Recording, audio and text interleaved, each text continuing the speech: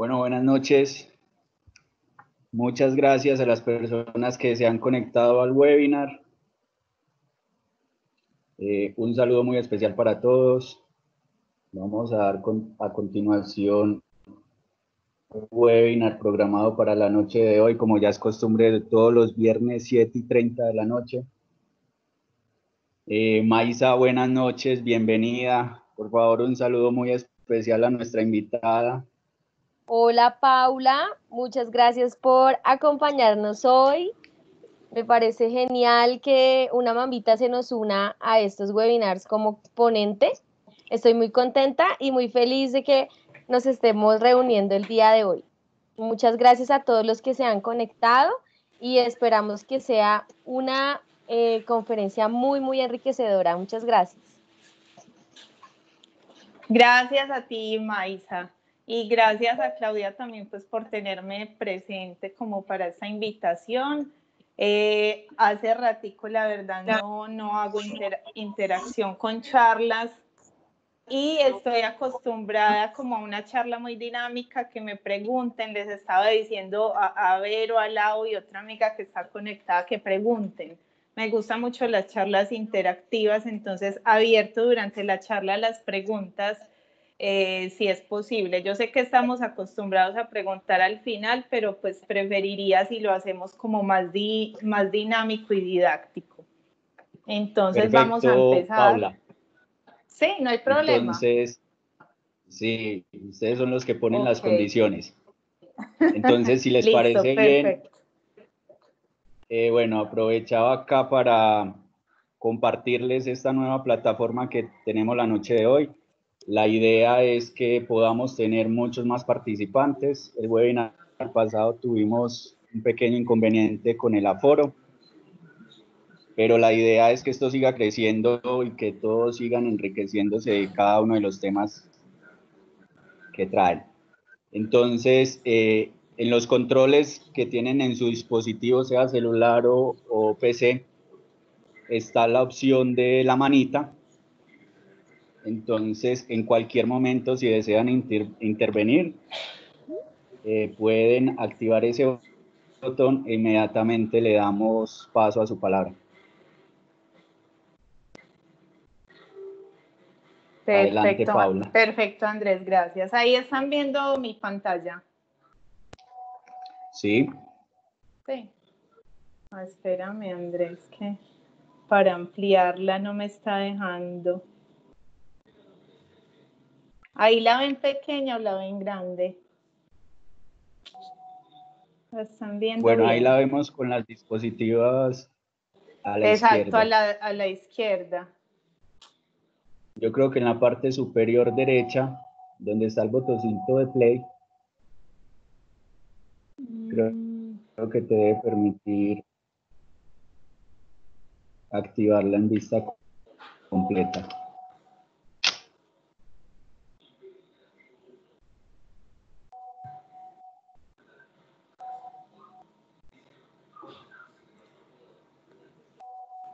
Ahí ya se ve bien. Sí. Sí.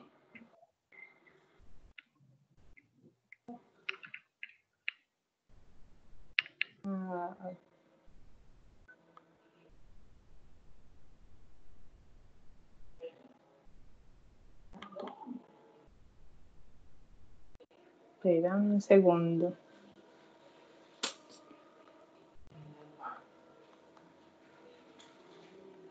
No.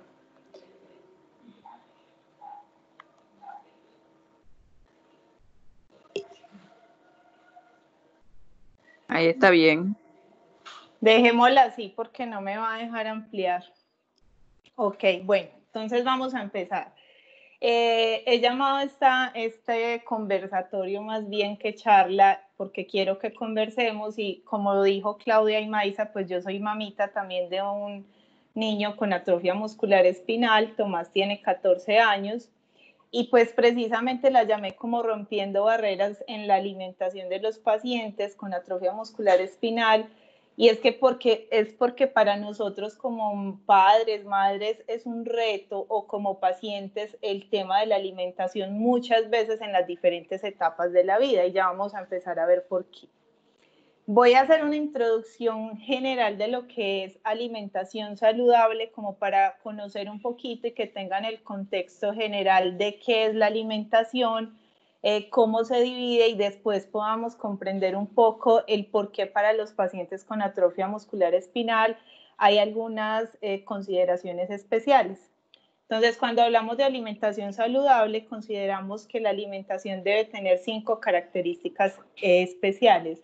La primera es que la alimentación debe ser balanceada, y cuando nos referimos a la palabra balanceada, hablamos de que en términos de nutrientes y alimentos debe estar balanceada. Cuando hablamos de moderada, hablamos en términos de la sal, el azúcar y la grasa, que es lo que hay que tener moderado dentro de la alimentación. Debe ser además controlada en calorías, debe ser también adecuada en energía, nutrientes y fibra, y debe ser variada. Esto es algo bien importante y ahora lo vamos a ver más adelante. Los alimentos entonces los encontramos con varias composiciones y son los nutrientes. Esos nutrientes a su vez se dividen en macronutrientes y micronutrientes, y los compuestos que no son nutritivos, como lo son el agua y la fibra, pero que también son indispensables para conformar todo lo que es la alimentación en general. Cuando empezamos a desglosar ya todo esto de macro y micronutrientes, entonces aquí ya viene todo el tema de los grupos de alimentos. Cuando hablamos de grupos de alimentos en macronutrientes, son los que nos aportan la energía o las calorías que necesitamos diario para vivir. No sé si ustedes han notado que de acuerdo como si uno hace más o menos ejercicios, va teniendo de pronto ahí las necesidades diferentes, incluso en términos del apetito. Entonces, los macronutrientes nos aportan las proteínas, las grasas y los carbohidratos. Cuando hablamos de proteínas, entonces vamos a ver que ahí hay varios alimentos que nos aportan las proteínas, otros alimentos que nos aportan las grasas. Ahí importante resaltar, por ejemplo, el aguacate que a la mayoría nos encanta, hace parte del grupo de las grasas, al igual que el maní o las nueces y semillas, o sea, almendras, pistachos y demás, también hacen parte del grupo de las grasas. Y los carbohidratos, que ya vamos a ver un poquito más adelante, no solo están los dulces, sino también como los acompañantes que decimos de un plato de alimentación diaria. Entonces vamos a empezar a hablar de cada uno.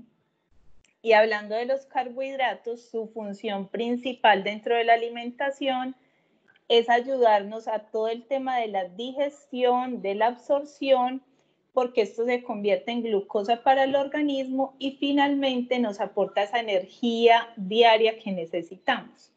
¿Por qué son importantes los carbohidratos? Acá lo estamos viendo, son esa energía que necesitamos diario. Por eso es que cuando se hacen esas dietas fadistas o mentirosas, que muchas veces se hacen eliminando los carbohidratos del todo y solo se basa la alimentación en proteína, por ejemplo, o grasas, no son dietas saludables, no son dietas buenas, porque aquí vemos que los carbohidratos también tienen una función importante y por eso no se pueden eliminar dentro de la dieta o dentro del plan de alimentación diario.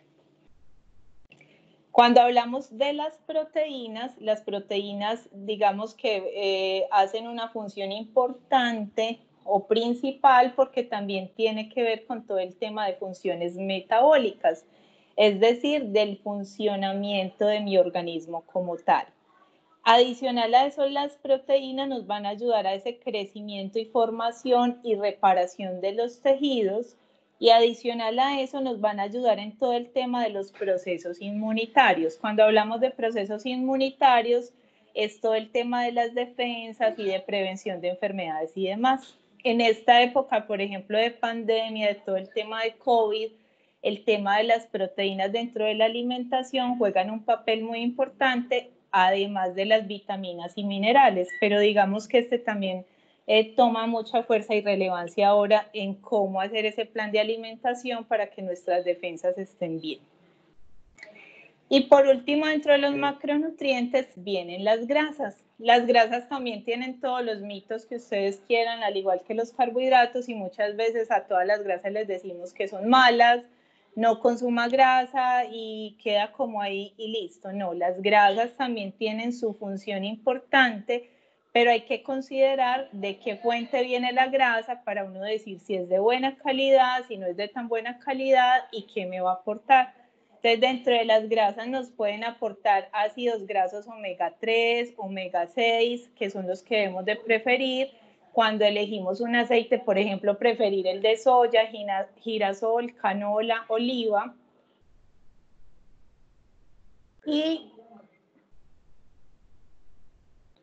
adicional, pues evitar productos hojaldrados y reducir el consumo de salsas y crema de leche, que son las grasas que no son tan buenas. Hasta ahí de pronto tienen alguna pregunta, alguna duda. Recuerden que pueden interactuar con el control de sus dispositivos, la opción de levantar la manito. Ahí estamos pendientes para tomar todos sus requerimientos. Gracias, Andrés. Bueno, al parecer todo está súper claro hasta ahora. Todo está muy claro. Sí.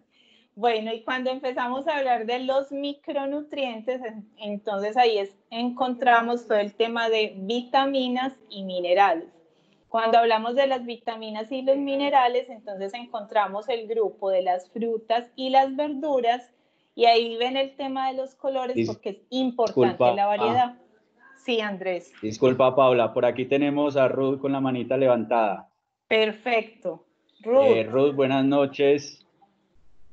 Puedes habilitar el micrófono e intervenir.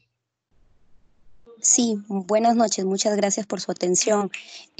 Yo quería preguntar, bueno, un poquito antes que pasar a las vitaminas y minerales, habló sobre la leche. No sé si yo escuché mal, pero dijo como que no era muy sano la leche. No, Ruth, ya sé a qué te refieres. Fue acá en las grasas que hablamos de las cremas de leche, no la leche como tal. Ahí es como reducir el consumo de salsas y crema de leche. Es la crema de leche, no la leche. De hecho, tocas un punto importante, Ruth, con la leche, porque para todos los pacientes con atrofia muscular espinal, diría yo que hay muchas recomendaciones no siempre bien dadas sobre el consumo de la leche, pero ahorita más adelante tocamos el tema y quiero que lo dejes ahí sí, y que me lo recuerdes, porque es muy frecuente que los neumólogos quiten la leche. Y pues yo soy de otra corriente de que la leche es demasiado importante en la alimentación de todos, tanto de los niños como de los adultos. Pero gracias, Ruth, por tu aporte. A usted, muchas gracias. Bueno, entonces, vitaminas y minerales, frutas y verduras, lo que les decía que sean de diferente color porque cada una nos aporta diferentes nutrientes. Por ejemplo, las fuentes de vitamina C son la guayaba, la naranja y la mandarina. Hay otras frutas que si bien aportan vitamina C, no alcanzan a ser fuente. Cuando uno dice que un alimento es fuente, es porque en la tabla de composición de alimentos hay unos requerimientos para considerar que es fuente, un aporte en miligramos de cada uno de los alimentos.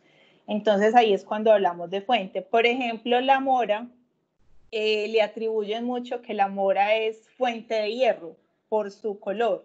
Entonces muchas veces a los niños, o no sé si les tocó alguna vez, o las abuelitas y demás, licúen la mora con hígado, o la mora con cola granulada y un huevo crudo, que es que eso es fuente de hierro y le va a ayudar para la anemia. Realmente la mora no alcanza a ser, por ejemplo, fuente de hierro porque es de origen vegetal, entonces no podríamos decirlo. Entonces esos son más como mitos o tradiciones de todo el tema cultural que viene detrás, más no tiene que ver con un aporte real del alimento.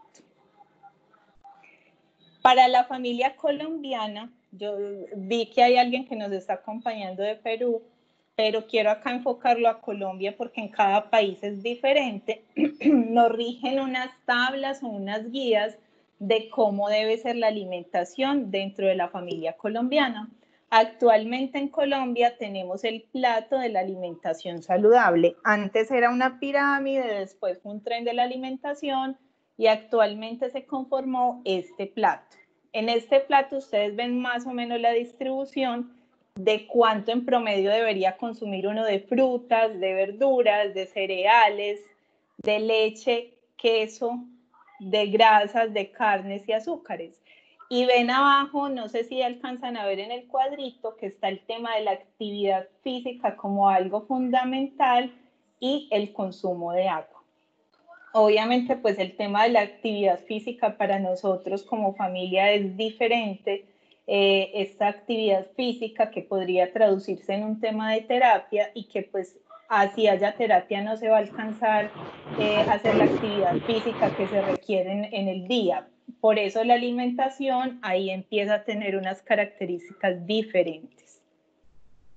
Entonces vamos a hablar de estos grupos de alimentos que vimos en el plato de la alimentación y empecemos por el grupo más grande que debemos de consumir en el día y es el grupo de los cereales, plátanos y tubérculos. Ahí están todos los que nos aportan carbohidratos. Entonces cereales, plátanos y tubérculos, los cereales está por ejemplo el arroz, la papa, ellos hacen parte del grupo de los cereales, el pan, o las cosas de panadería que consumimos, los plátanos, ese sí saben cuál es el plátano verde, maduro y demás, y tubérculos como la yuca o la racacha, los que vienen desde la raíz. Entonces, ¿qué nos aportan estos? Son fuentes de carbohidratos, son la base de la alimentación porque es lo que más debemos de consumir en el día, nos aportan las calorías y en promedio una porción de este grupo nos está aportando de 80 a 120 calorías. Y adicional a eso, pues también tienen un aporte de vitaminas del complejo B. Aquí es importante resaltar que cuando hablamos de este grupo, si vamos a consumir harinas, llámese pan y demás, ojalá preferir los integrales. Pero cuando hablamos de integrales, que realmente sean integrales, porque hay productos integrales, por ejemplo el pan, y cuando ustedes leen la etiqueta nutricional dice aporte de fibra menos de 1 gramo o aporte de fibra de 1 a 2 gramos y ese aporte realmente es innecesario y muchas veces es más costoso el pan integral e incluso aporta más calorías y realmente no nos está aportando nada de fibra. Entonces, por eso es importante también la lectura de la etiqueta nutricional. Ahorita más adelante les voy a dejar un link de un video donde yo tengo explicando la lectura de la etiqueta nutricional por si lo quieren ver y ampliar ahí como todo este concepto. Seguimos con el grupo de las hortalizas y las verduras y aquí nos aportan todo este grupo fibra, no solo fibra en general, sino que la fibra se divide en fibra soluble e insoluble y que ahí es muy importante identificar como la diferencia porque este tipo de fibra, la una nos puede ayudar para el estreñimiento y la otra, por ejemplo, nos puede ayudar en caso de que haya presencia de diarrea o demás. Son principal aporte de vitaminas y minerales como las vitaminas A, C, ácido fólico, la vitamina K. El ácido fólico es fundamental también para el consumo y lo encontramos en las hojas verdes como la espinaca, el brócoli, la lechuga que sea bien verdecita, las habichuelas, las alberjas. Y nos están dando un aporte en calorías más o menos entre 25 a 30 calorías por porción. ¿Cuál es la recomendación de consumo? Consumir más o menos 2 porciones crudas o cocidas de verduras y hortalizas al día. Seguimos con el grupo de las frutas. Y yo tengo una pregunta. Sí. Me atreví a hablar porque no me da para levantar la mano ni para chatear, entonces abrí el micrófono, disculpen. Mi nombre es Magda Susana y quería saber sobre qué alimentos, sobre las proteínas, tú hablaste ahorita y ahí fue donde no me dio escribir, o sea, qué alimentos son altos en proteínas y me interesaría saber demasiado el tema de las fibras, porque hay algunos niños con otros tipos de discapacidad que el tema de la absorción de las fibras es mucho más difícil y el tema para poder entrar al baño, para poder hacer la deglución pues, de sus alimentos es difícil, entonces me gustaría saber de pronto de esto. Muchas gracias. Gracias por la pregunta, Magda. Cuando hablamos entonces, devolvámonos un poco a las proteínas, aunque aquí viene el grupo de los lácteos también, pero voy a devolverme un poco acá al tema de proteínas. Dentro de las fuentes de proteínas, principalmente están las carnes y los lácteos. Los lácteos serían leche, queso, yogur, y dentro de las carnes, todas las carnes, llámese huevo, pescado, pollo, cerdo, res, y el huevo, que es la proteína por excelencia más económica y pues más fácil en su uso porque en todas las presentaciones la podemos adquirir. La proteína del huevo se encuentra en la clara del huevo, no en la yema del huevo. Importante eso porque no sé si a alguno le ha tocado cuando hay un chiquitín bajo de peso, le daban la caspiroleta hace años, que era la clara de huevo batida con azúcar, esencia de vainilla, y eso ayudaba, por ejemplo, a mejorar el peso de los chiquitines que estaban bajitos de peso. Entonces, principalmente esas son las fuentes que ahorita lo vamos a seguir viendo en los grupos de alimentos. Y cuando hablamos de la fibra, entonces las fibras que nos aportan las frutas, las verduras, la llamamos fibra soluble. Y cuando hablamos de fibra soluble es la que encontramos, por ejemplo, en los productos integrales, que como les decía, importante verificar qué cantidad de fibra tiene. Para uno decir que un alimento me está aportando buena cantidad de fibra, mínimo debería tener 3 gramos de fibra por porción. Hay panes que en realidad sí tienen ese aporte de fibra, pero en su mayoría los que son integrales o las tostadas integrales o las galletas integrales no alcanzan ese aporte de fibra. Entonces realmente, y si ustedes leen la etiqueta de un producto de esos integral a uno normal, incluso tiene más calorías el que es integral y realmente no me está aportando mucha fibra. Entonces por eso es importante tener cuidado con la lectura de las etiquetas. Y acá vamos al grupo de carnes, huevos y leguminosas, que son las fuentes de proteína. Acá viene otro tema importante y son las leguminosas. Las leguminosas también nos aportan proteína, que son la lenteja, los garbanzos, los frijoles, también tienen un aporte de proteína, pero la proteína la dividimos de 2 tipos, proteína de origen hemo y proteína de origen no hemo. Es decir, proteína de origen vegetal, proteína que es de origen animal. Esta proteína cuando es de origen vegetal, es decir, las leguminosas como frijol, garbanzo, lentejas, es importante hacer una buena distribución o consumo de estas acompañándolas de cereales. Estas leguminosas, cuando no las consumimos acompañadas de carne o de huevo, en el caso, por ejemplo, de las dietas vegetarianas o veganas, es importante tener un seguimiento y control por la nutricionista para hacer una mezcla vegetal. Porque si las comemos simplemente así sin carnita, no nos van a aportar los suficientes nutrientes ni la proteína para que se genere una adecuada nutrición. Entonces ahí es muy importante mirar con qué las vamos a mezclar y cómo las vamos a hacer. Ese es un tema más amplio, entonces concentrarme acá en el tema de alimentación vegetariana pues no nos daría el tiempo, pero importante que tengan presente es, si solo está con leguminosas, sin carne, sin huevos, sin leche, hay que hacer una mezcla vegetal con cereales para que nos aporte los nutrientes necesarios.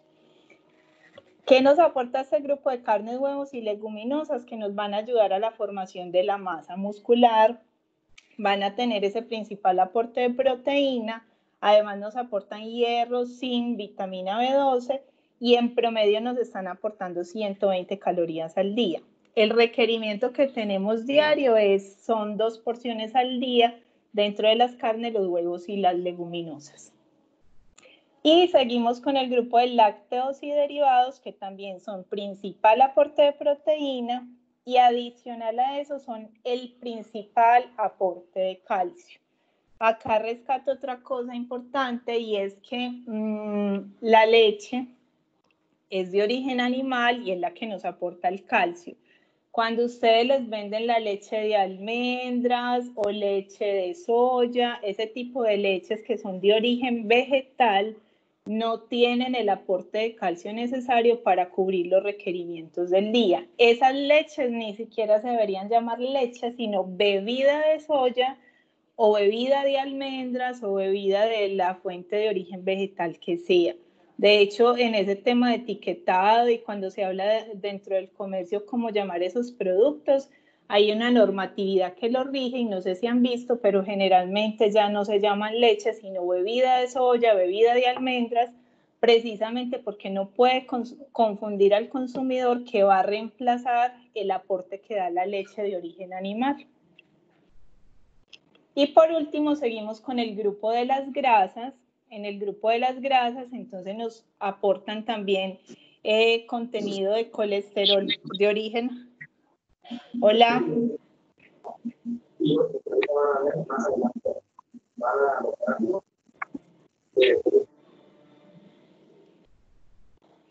¿Alguien iba a hablar algo? No, bueno.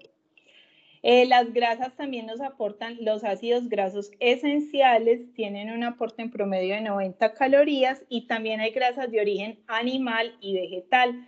Las que son de origen animal son las grasitas que no son tan buenas y que hay que controlar. Por ejemplo, el chicharroncito o la manteca, esas son las de origen animal y que son las grasas saturadas. Las grasas se dividen en tres tipos: la grasita saturada, la grasita poliinsaturada y la monoinsaturada.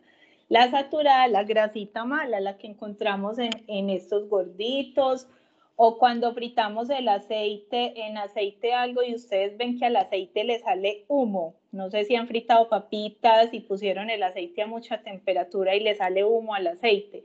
Ese aceite ya está saturado. Cuando el aceite le sale humo, lo deberíamos descartar después de la cocción porque ya no lo podemos usar más, porque cuando fritemos otra cosa nos va a hacer daño. En promedio, el uso del aceite para frituras durará máximo 2 frituras, porque de lo contrario se nos va a saturar. E incluso depende mucho del origen del aceite. Entonces, hay aceites de soya, de oliva, de girasol. El que es más recomendado para las frituras es el aceite que sea 100% girasol o el aceite de canola. El aceite de oliva, por ejemplo, es recomendado para usar a temperatura ambiente, es decir, cuando le echamos a la ensaladita por encima un aceite de oliva, porque si fritamos con aceite de oliva, el aceite de oliva tiene un enlace, su composición es muy sensible y de inmediato se va a saturar y le va a salir humo. Entonces, si usamos el aceite de oliva para fritar, realmente, además que es bien costoso, lo estaríamos mal usando. Y de las de origen entonces vegetal son estas grasitas, y las nueces y semillas que también hacen parte de este grupo, o sea, el maní, las almendras, todo eso hace parte del grupo de las grasas poliinsaturadas, que no son grasitas tan malas, pero pues tampoco son las mejores y que también hay que consumir con un control adecuado. Y ya dentro de las grasitas buenas, lo que les decía, el aceite de girasol, el aguacate también es una grasa monoinsaturada, o sea, una grasita buena. Podemos consumir aguacate, pero también con las porciones del día adecuadas. Acá vamos a pasar a otro tema, no sé si hasta ahí del todo el grupo de alimentos les quedó alguna duda o seguimos. No hay duda, ¿cierto, Andrés? Bueno, Todavía no yo sí tengo una pregunta, pero no sé si vayas a hablar de lo de la leche y los lácteos más adelante en AME. Sí lo tengo como por acá, pero si quieren toquémoslo de una vez. Cuéntame, Maisa, sí, pues es dale que de una vez. A nosotros siempre nos han dicho dos cosas. Uno, no sé si son mitos, la verdad, que cuando los niños tienen gripa, la leche produce o los lácteos producen demasiadas flemas, que no se les debería dar cuando tienen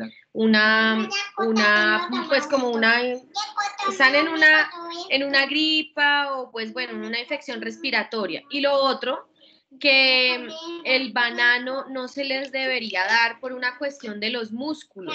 No sé qué tan o sea, no, la verdad fue algo que escuché hace muchísimos años, que el plátano y el banano tenían una cierta vitamina que se depositaba como en los músculos y era difícil después de procesar y causaba dolor. Bueno, no sé qué tan cierto sea eso, pero lo de los lácteos sí lo he escuchado mucho. Exacto. No sé Mira, si sea verdad. sí, la verdad, Maisa, eso es un tema y de hecho no es en solo los pacientes con AME, sino generalmente el neumólogo, y son los neumólogos los que generalmente quitan los lácteos cuando hay un episodio respiratorio. Incluso en pacientes asmáticos muchas veces restringen también el consumo de los lácteos. Realmente desde el tema nutricional, y pues yo lo voy a decir desde mi profesión, y obviamente si estuviera un neumólogo hasta nos jalamos del pelo, pero hay que mirar de acuerdo al paciente y es individualizarlo, porque no a todos los pacientes les produce flema. Ahora hay que mirar qué es realmente lo que le produce la flema, si es la leche sola como tal, si ya le cambié el tipo de leche y sigue con flemas, o es también el yogur y el queso, porque entonces a veces generalizan, entonces no, es que tu hijo no puede consumir lácteos, dale de origen vegetal la leche de almendras o la leche de soya y lácteo cero. Y ahí uno debe colocar en la balanza, Maisa, y estos días lo hablaba, porque es que entonces ¿dónde queda el aporte de proteína y calcio? Y mucho más aún cuando nuestros pacientes en el tema de toda la parte muscular necesitan la proteína y que adicional los huesos de nuestros chiquis o los pacientes grandes, adultos, chiquitos, como sea, necesitan un buen soporte. Y el aporte de calcio, las reservas se dan más o menos hasta los 20 años. De ahí en adelante lo que uno consuma de calcio se lo gasta a diario. Pero si no generamos esa buena reserva de calcio en los huesos, ¿dónde van a quedar? Entonces, si los huesitos están débiles y además los músculos de los pacientes con AME tampoco están fuertes, ahí cómo va a quedar todo ese tema nutricional o ese soporte a nivel de estructura. Entonces, yo pensaría que eso es individualizar, y si bien en algunos momentos le quitan la leche, que sea por un periodo pequeño, pero no por siempre, porque muchas veces los quitan por siempre y yo no estaría de acuerdo. Y no, pues como profesional lo digo, no me parece, y que no se reemplace por fuente vegetal, no. Pero eso es muy de los neumólogos y lo he escuchado también mucho y en muchos espacios lo hemos hablado y es un concepto de ellos sin un argumento desde nutrición, sino un argumento más desde ellos, desde el tema pulmonar. Pero si tú ves, no a todos les va a caer mal los lácteos en un episodio respiratorio, entonces depende. En los pacientes con EPOC, por ejemplo, también les quitan los lácteos. Y uno se pone a mirar y uno dice, bueno, pero un abuelito necesita el calcio, la proteína y demás, y les quitan los lácteos. Entonces es un contexto general. Con el banano y los plátanos, el banano y los plátanos aportan potasio, son la mayor fuente de potasio. Realmente a nivel muscular el potasio tiene sus funciones y de hecho los deportistas consumen mucho potasio, por eso es que hacen batidos con banano o consumen potasio extra y demás, porque esto ayuda a todo el tema muscular. Y digamos que dentro de su absorción realmente que afecte el tema de que los músculos estén o no, no, porque igual la absorción del potasio pues tiene como otras vías, entonces realmente consideraría que eso es más un mito que una realidad. No sé si ahí respondí a todos el tema de los lácteos, que yo sé que es un tema importante. Sí, pues la verdad, lo mismo así, o sea, lo mismo uno como que le dice a las familias y pues le dicen a uno, ¿no? Pues sí. Si usted ve que le hace daño y si usted ve como mamá que produce más flema, pues quíteselos mientras pasa la gripa. Pero que haya evidencia científica que demuestre que la leche produce más flema, no la hay. La he buscado por todos lados y no la hay. Entonces, no. De acuerdo, Maisa. De hecho, a la leche hace poco le hicieron, mejor dicho, la mala publicidad del mundo. Y es porque uno también tiene que entender que desde el tema de mercadeo, comercio y demás, para que entren esas bebidas de soya, de almendras y demás, tienen que hacerle la guerra a la leche de vaca. Y más los veganos, y porque la cultura vegetariana viene tomando mucha fuerza porque va relacionado al todo el tema del animalismo. Entonces ahora los jóvenes es súper común que le digan a uno, yo soy vegetariano, ¿y por qué? Ah, no, es que yo soy animalista y esa es la moda en la universidad y entonces por eso me volví vegetariano. Y en medio de todo eso le hacen guerra a la lechita de vaca, porque pues, ¿y cuánto cuesta una bebida de soya y de almendras? El precio casi que lo duplica o a veces lo triplica, y que realmente no tiene ninguna evidencia científica. Entonces yo soy de todas maneras de una corriente más conservadora y que hay que verificar y la evidencia dónde está y el soporte dónde está, antes de tomar uno como decisiones a priori, ¿cierto? Bueno, ahora vamos a mirar cómo... Sí. Una pregunta de Laura. Sí. Laura, buenas noches.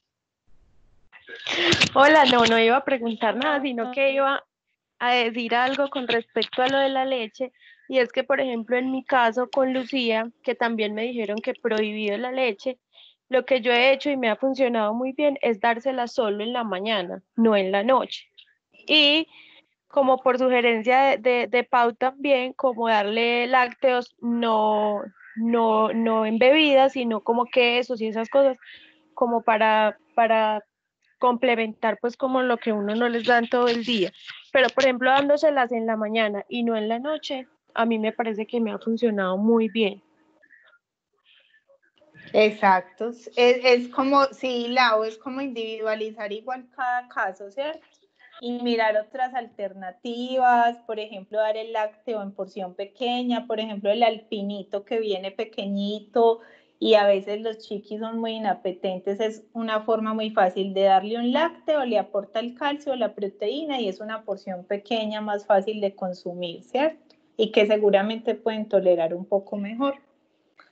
Entonces empezamos como con todo el tema de nutrición ahora de nuestros pacientes con atrofia muscular espinal, y ahí vienen unas características importantes, porque es importante la nutrición y es porque mejora el crecimiento, mejora la respiración, y esto tiene que ver con lo que acabamos de hablar de la leche, mejora además la calidad de vida, previene enfermedades y además mejora la función motora. ¿Alguien iba a hablar algo? No, bueno. Estos son como los beneficios grandes que tenemos en nuestros pacientes si hay una buena nutrición. Aquí cuando hablamos de buena nutrición, y lo resalto, mejor dicho, a voz grande, y es individualizar la alimentación. Todos los pacientes que tienen este diagnóstico deben consultar a la nutricionista y deben tener su plan de alimentación individualizado. Y eso va a ser parte del grupo interdisciplinario que los debe atender. Entonces yo pensaría que todos alguna vez han ido a la nutricionista y seguramente tienen el seguimiento, porque es vital y hace parte de todo el equipo profesional que debe tener seguimientos todos los pacientes. Entonces yo los invito de pronto a los que no están en seguimiento, no han ido y demás, que lo consulten, y si no lo remiten, lo deben exigir, porque es un derecho que deben tener todos los pacientes con atrofia muscular espinal, porque sus necesidades nutricionales cambian un poco. ¿Y cuáles son? Sí. Tenemos por aquí una intervención de la Mile. La Mile, buenas noches. Activa tu micrófono, por favor. Hola.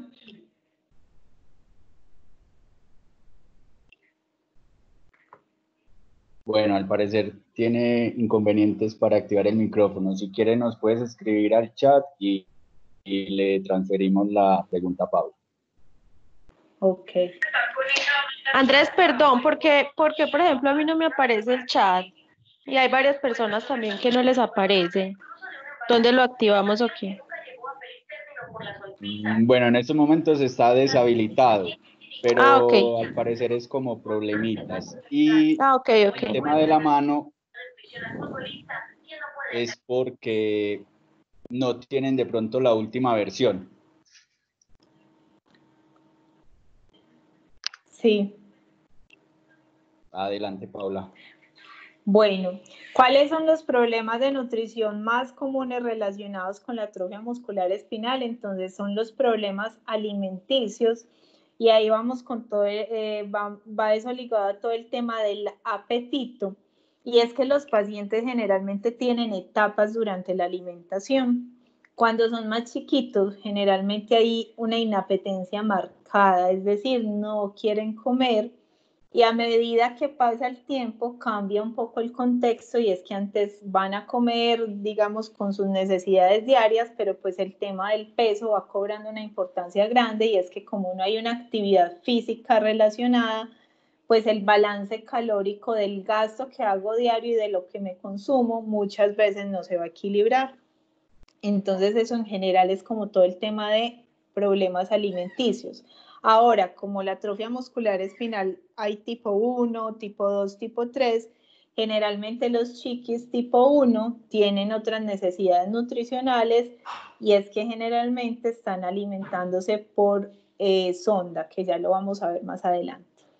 Otro problema muy común es el tema de la aspiración o la broncoaspiración, que es cuando se ahogan, es decir, si les damos los trozos, no sé si les ha pasado, pero si se les da, por ejemplo, trozos grandes de alimentación, muchas veces no pueden tragar y pues se ahogan. Entonces ahí es importante el tema de las porciones y de la contextura con que le damos los alimentos, es decir, si vamos a darles un trozo de carne de res gordo, punta de anca, no sé, y bien grande, pues seguramente puede haber un riesgo de broncoaspiración y ahí eso es bien importante como de seguir y vigilar y qué alimentos son los que les vamos a ofrecer o los que van a consumir ustedes como pacientes.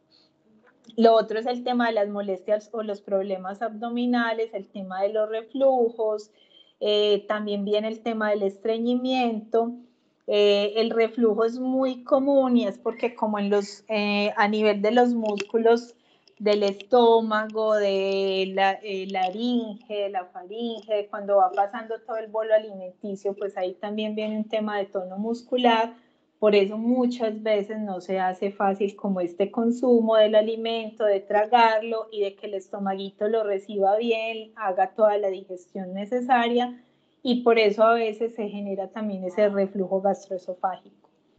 Adicional, lo que les decía, la obesidad y el sobrepeso, cuando ese gasto calórico no se compensa y en muchos casos la desnutrición es en los casos que hay inapetencia y cuando están más chiquitos es muy común que el peso esté bajito y pues no nos podemos quedar como, ay, mejor que esté muy bajito o desnutrido porque me es más fácil cargarlo o es que no importa porque es que así no le va a generar tanto peso a la cadera y demás. No, es como mirar realmente cómo está el estado nutricional y cómo yo hago para intervenir y que esté adecuadamente. Entonces no siempre podemos ver los chiquis desnutridos como una ventaja, porque puede ser que no se esté consumiendo sus nutrientes diarios y generemos otro problema adicional.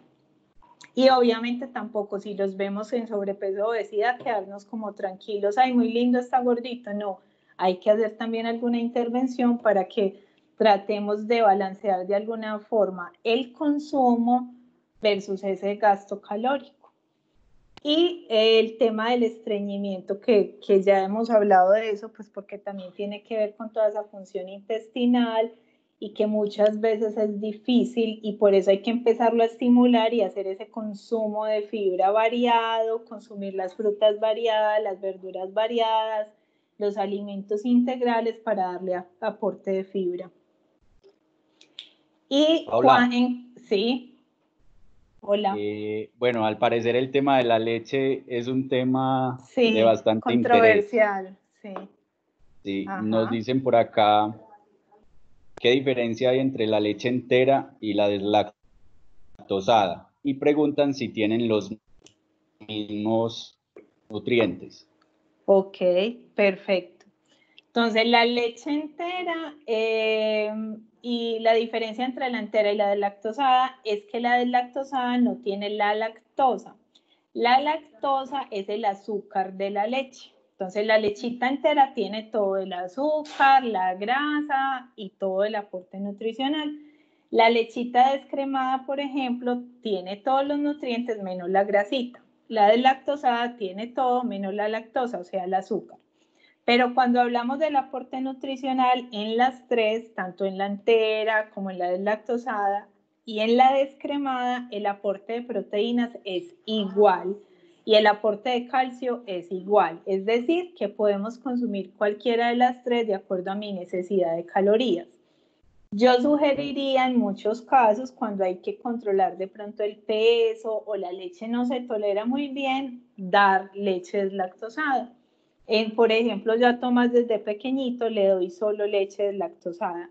De pronto van a escuchar que muchos médicos les digan, es muy malo pasar de entera deslactosada porque entonces cuando tome entera no la va a tolerar.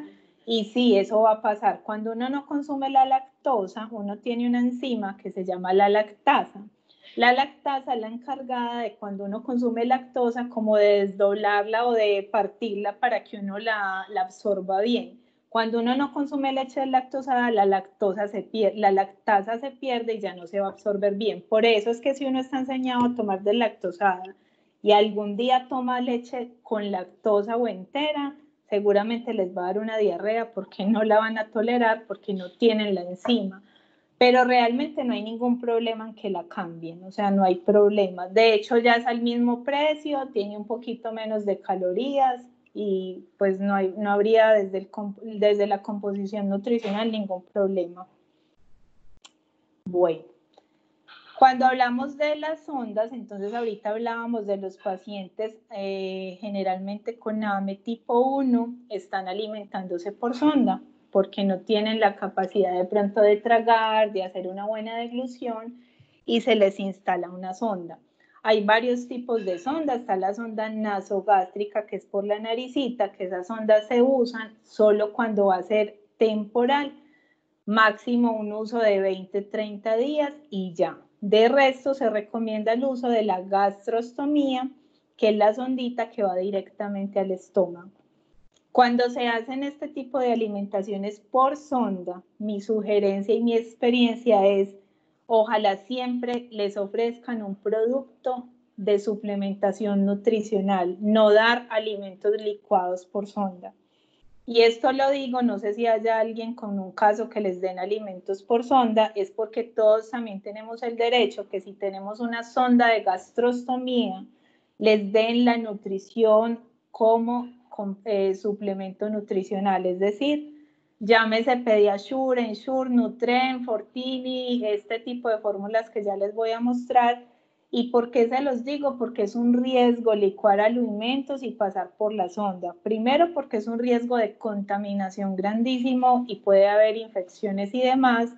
Y segundo, porque cuando los alimentos se licúan juntos y después se cuelan para pasar por una sonda, los nutrientes se pierden en un gran porcentaje. Por eso yo no los recomiendo y siempre que haya un paciente con gastrostomía tiene el derecho de tener nutrición como suplementación comercial.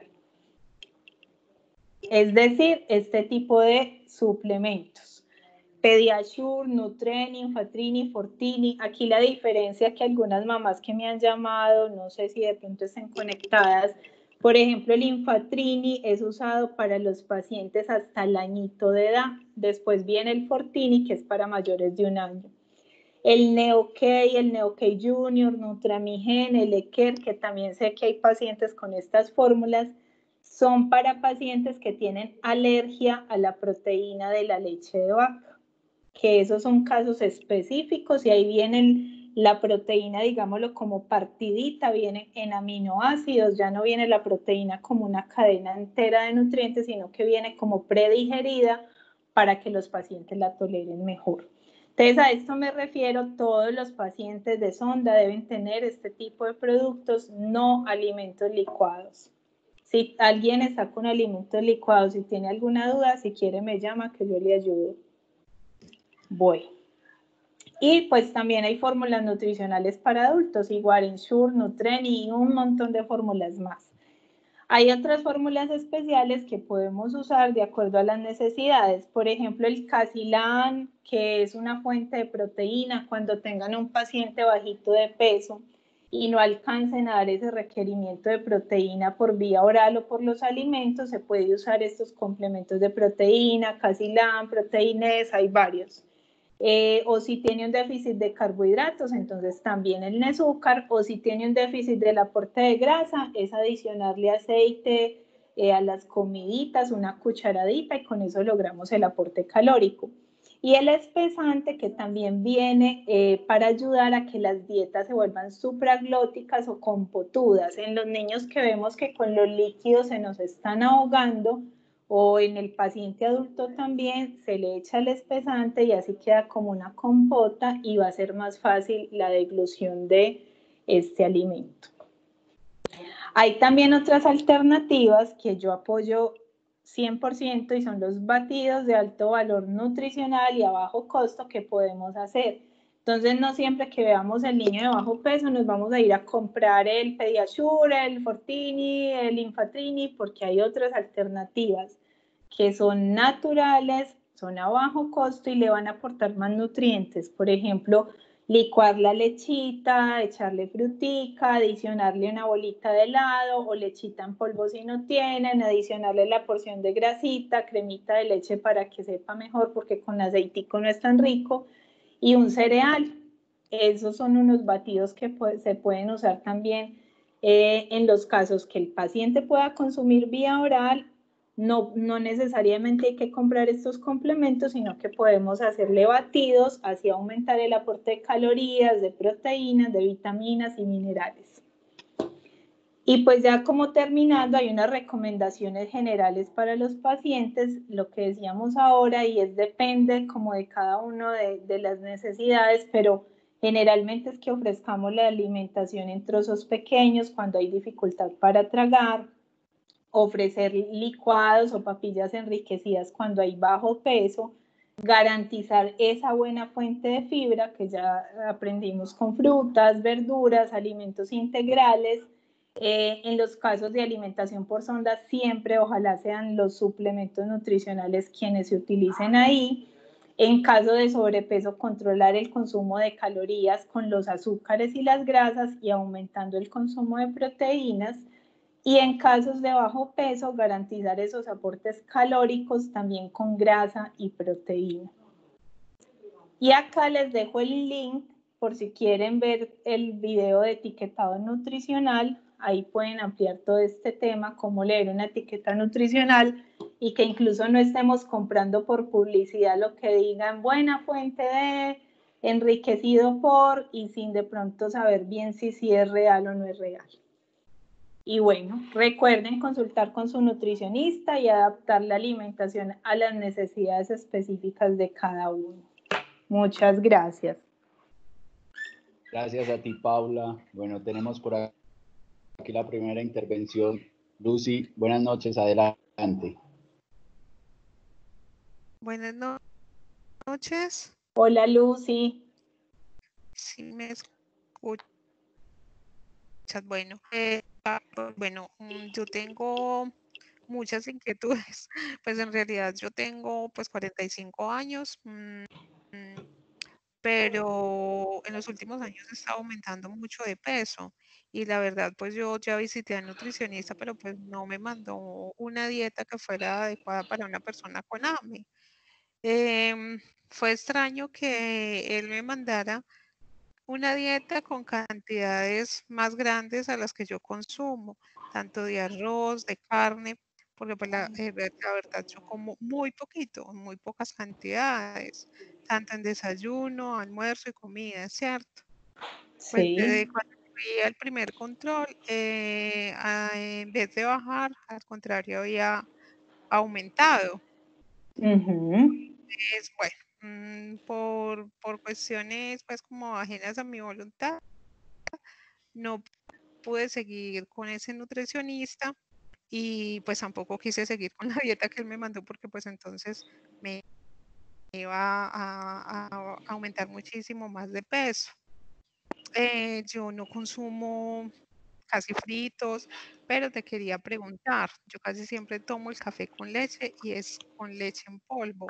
Esa leche en polvo, así sea poca, también 1 o 2 veces al día la consumo, entonces no sé qué tanto está influyendo también como para mi peso. Y otra es el azúcar, si es pertinente cambiar por un endulzante artificial Ajá. o en ese. Súper, Lucy, súper buenas tus preguntas.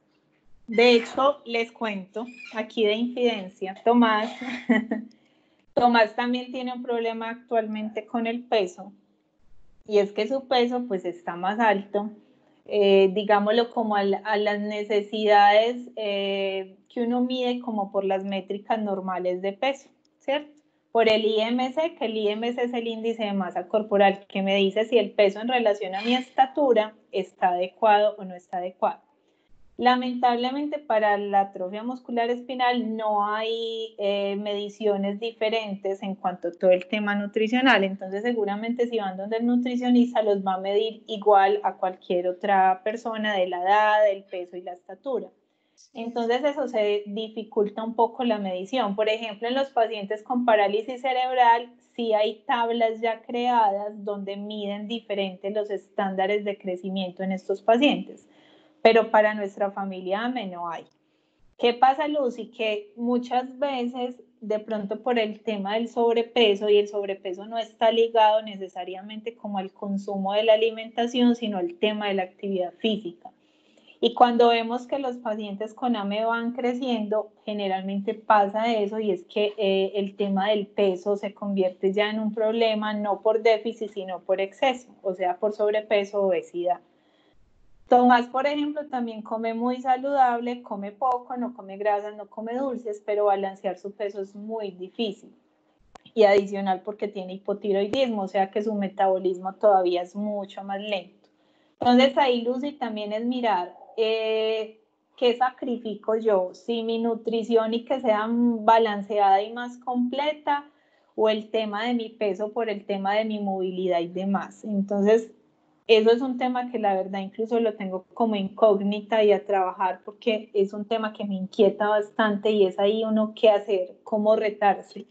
Y siento que ahí hay que individualizar a cada paciente, Lucy, porque los nutricionistas generalmente mandamos las porciones de acuerdo a una guía, lo que se debe consumir, y hacemos un derrotero, cuántas calorías, cuánta proteína, cuántas grasas, y uno hace unos cálculos y demás, y seguramente incluso comes más poquito de lo que debes comer. Entonces habría que mirar al detalle si vale la pena sacrificar eso por la buena nutrición versus por el tema del peso y demás.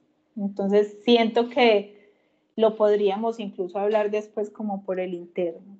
2, el tema de la leche en polvo es igual de buena a la leche líquida.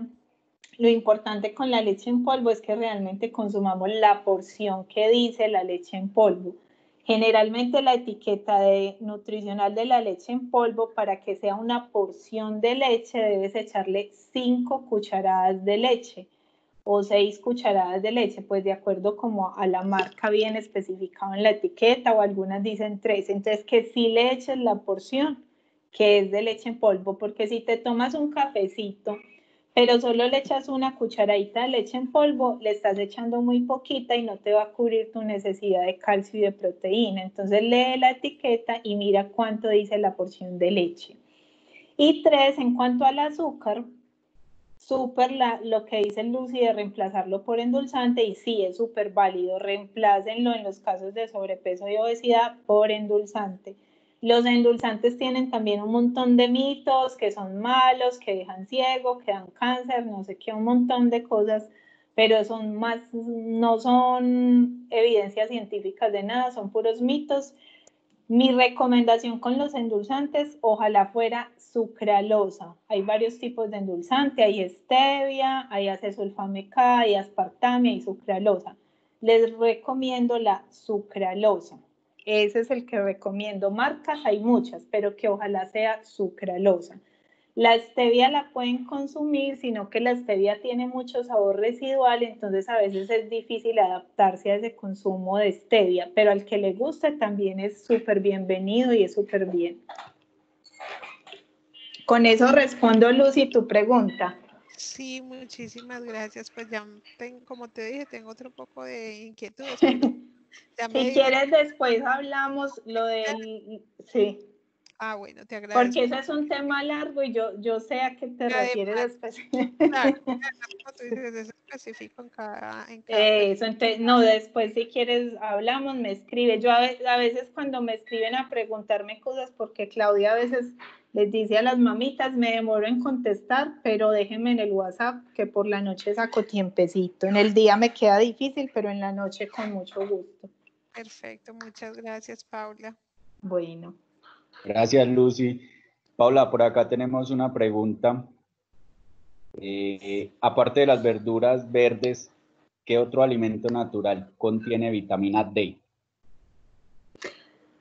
La vitamina D no está en las verduras verdes, lamentablemente. En las verduras verdes está el ácido fólico y la vitamina K, la K. La D está en el sol solecito, pero no en el sol de cualquier hora, sino que hay investigaciones, y eso depende también como de la población, del país y demás. Pero para Colombia la recomendación del sol es más que todo el sol como entre 9 y media de la mañana y el sol de las 3 de la tarde. Ahora en toda esta época de pandemia, no sé, en algún momento creo que en el chat hablaron de eso y es importante que salgamos o saquen a sus chiquis y demás a tomar el sol. La vitamina D, ¿por qué es importante? Porque yo consumo mucho calcio, me tomo mi lechita y demás, pero para ayudar a que ese calcio se absorba es importante también la vitamina D. Entonces salir, tomar el sol. En este momento existen algunos suplementos de vitamina D, pero esos suplementos de vitamina D no se absorben en su totalidad. Es como cuando se toman las pastillas de calcio o de hierro o de omega, todo ese tipo de pastillas y demás nunca se van a absorber en un 100%. Entonces, por eso es importante mirar cuánto se va a tomar, cuánto se absorbe, y pues que nunca va a ser lo mismo un suplemento tomadito a la fuente natural que lo aporta. La vitamina D, entonces, en el sol. Tomen el sol, no se queden encerrados todo el día o salgan a la ventanita, toman el sol para que se pueda absorber el nutriente. Vale, tenemos por aquí Pame Perú. Buenas noches, adelante con tu intervención. Hola, Andrés, Paula, buenas noches, Juan Carlos. Una Buenas consulta noches. Bueno, la pregunta va para nuestros pequeños de AME1, que están Sí. entre los 3 y 2 años aproximadamente. La primera, estos pacientitos, por ejemplo, acá en Perú nuestros pacientitos están casi todos en las unidades de cuidados intensivos. Esta pregunta va por la vitamina D, que ya nos hacías de conocimiento que la podemos adquirir del sol, pero ¿qué podríamos hacer con este tipo de niños que están por tiempo prolongados en las unidades de cuidados intensivos? Y como sabemos, ese tipo de unidades no ingresa el sol, tienen esa posibilidad de poder tener acceso al sol. Esa es la primera. Y la segunda es, en este tipo de niños también en AME1 que están en las unidades de cuidados intensivos, como bien es sabido, se alimentan solamente con las fórmulas lácteas que se les da, ¿no? Por sonda o también por la gastrostomía, que ya tienen su botón gástrico. Aparte de esa alimentación, en Perú se está dando los suplementos alimenticios. Por ejemplo, el KitKat, que es un suplemento de calcio y vitamina D por tiempo prolongado. No sé si eso está bien o hay que hacer de repente algún ajuste. Gracias.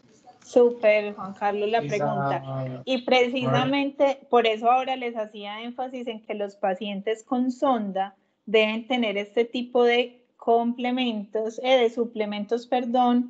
y es porque estos suplementos tienen todo el aporte nutricional necesario, incluida la vitamina D, la vitamina K, o sea, tienen como todo su aporte, y digamos que está conformada así precisamente porque son pacientes que solo están alimentándose con esto. Entonces, digamos que acá el tema de la nutrición es diferente. Muchas veces cuando el alimento no tiene cierto tipo de nutriente, también se aplica por vía venosa. Entonces, Si están en unidad de cuidados intensivos, seguramente le están aplicando. Si los micronutrientes no están dentro de la fórmula, se los aplican, lo que decías del Kikal. Ahí le estarían dando el nutriente, entonces no habría ningún problema. Por eso hacía relevancia a que esté con esto. Cuando hablamos de suplementos, es que suple toda la alimentación, es decir, solo va a consumir este producto. Y cuando hablamos de complemento, es que me complementa la alimentación vía oral, o sea, la comidita, más tomar el batido de Pediasure, de Fortinio, de Infatrin y demás. Pero si tus chiquis están en unidad de cuidados intensivos, seguramente tienen todo su aporte nutricional garantizado, entonces ahí no te preocupes, por eso que ahí ya es diferente. Y cuando tienen nutrición parenteral, que viene por vía venosa, ahí todavía más, porque uno la nutrición la prescribe toda para que tenga los nutrientes necesarios, incluidos los micronutrientes. Entonces seguramente tienen todo el aporte, Juan Carlos. Paula, nos hacen otra por acá. ¿Es mejor sopas o cremas? ¿Y qué sopa recomiendas? Ay, qué buena pregunta. Bueno, sopas o cremas, sopas. ¿Y cuál les recomiendo? Depende.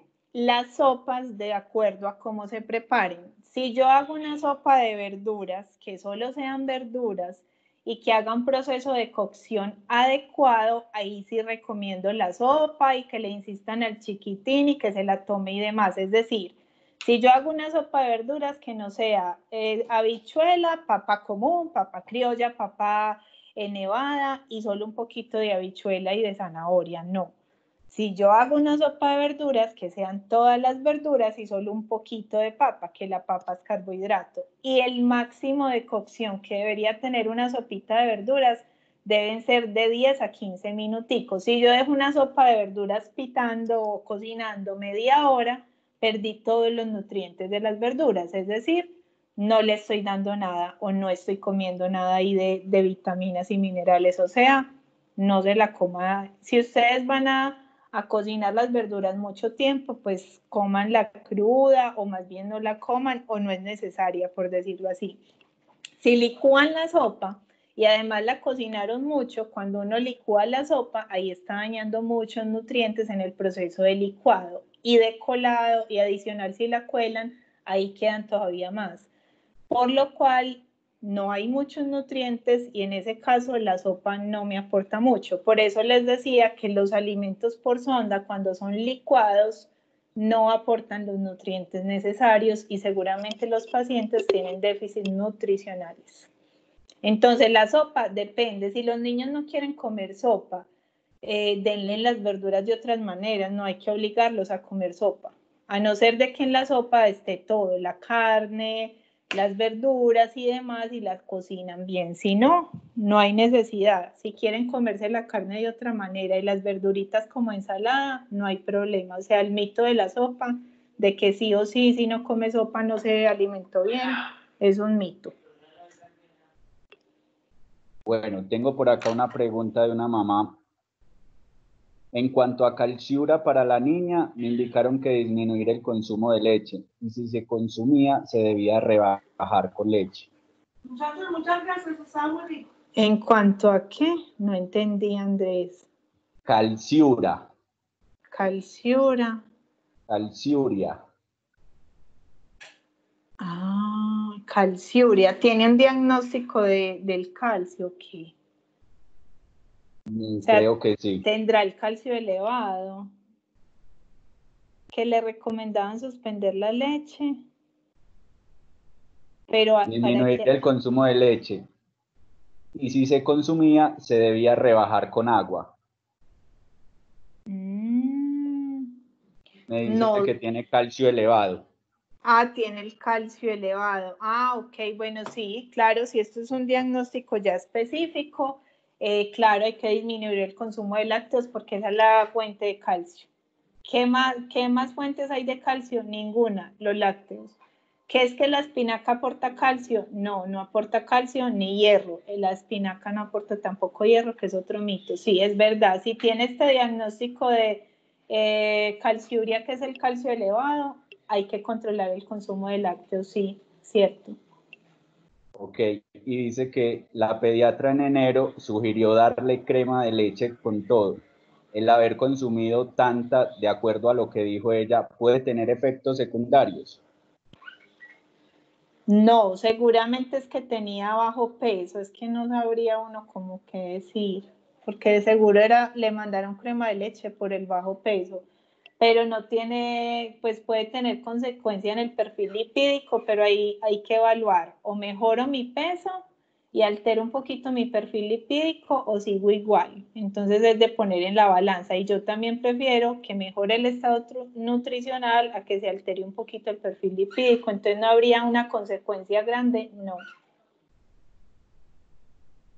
Bueno, perfecto. Por aquí Listo. tenemos a nuestra representante, Claudia. Buenas noches. Buenos días para ti. Hola, hola, buenas noches, Paula. Gracias Hola, Claudia. por haber atendido este llamado, por haber entrado a participar de esta manera tan formativa para nuestra comunidad AMA y para todos los invitados de otras patologías que están también esta noche con nosotros. Yo tenía, bueno, bueno, respecto a lo de ahora que preguntaron sobre la sopa y la crema. Yo siempre, claro, yo tengo 2 niñas con AME y con ellas he tenido las 2 situaciones. Una era de más peso y la otra era de menos peso. Entonces las dietas siempre he tenido que dividirlas, ¿no? Pero las sopas para mí eran más complicadas dárselas de pronto si eran un poco más líquidas, es más complicado para ellas y también se cansan más a la hora de tener que levantar la mano a llevársela a la boca más veces.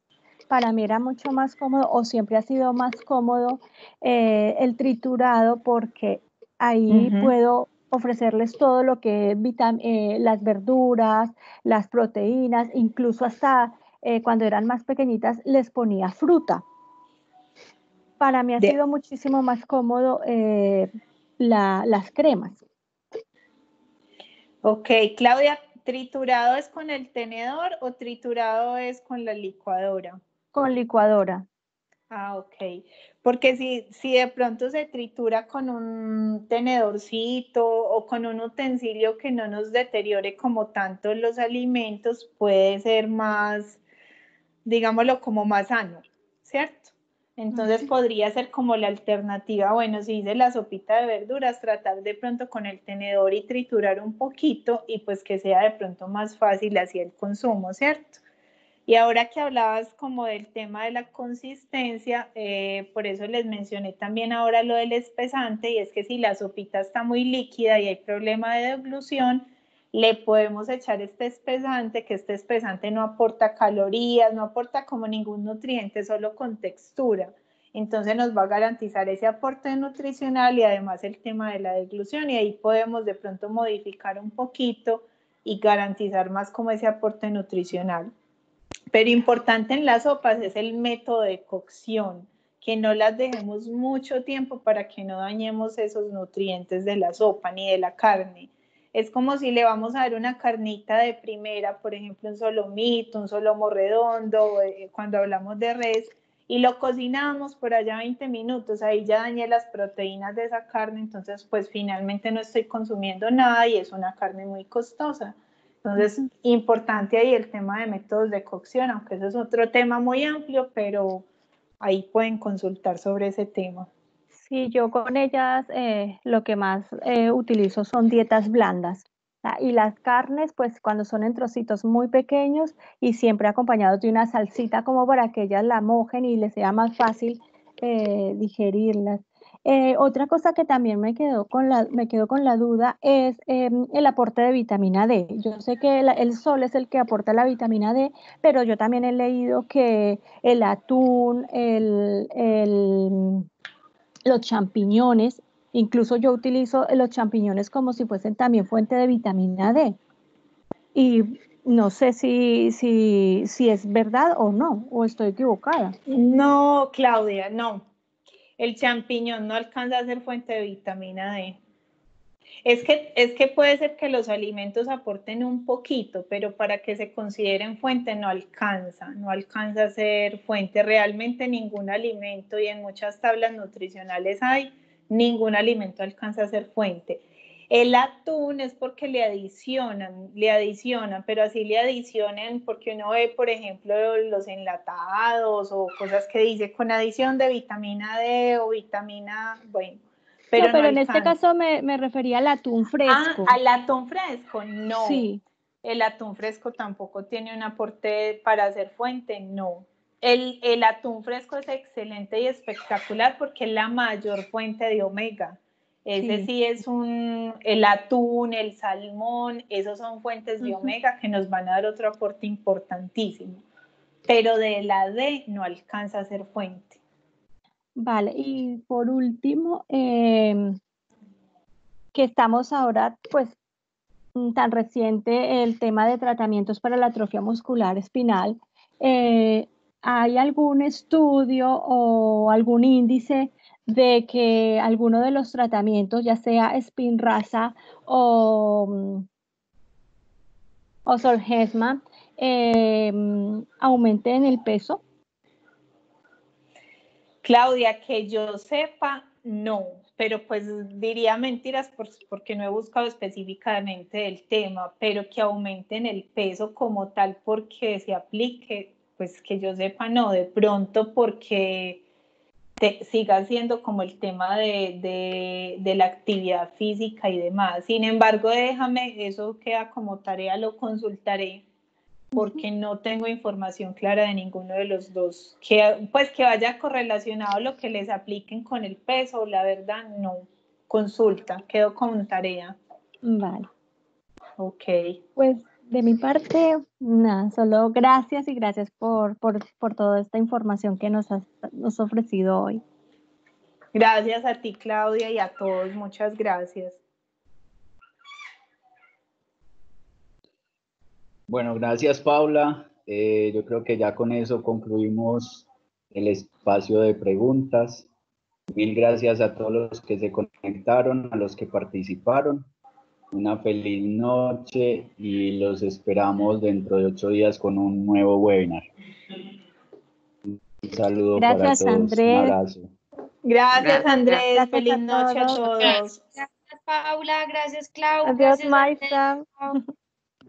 Gracias, hasta luego. Hasta luego. Paula, gracias, excelente ponencia, mil felicitaciones.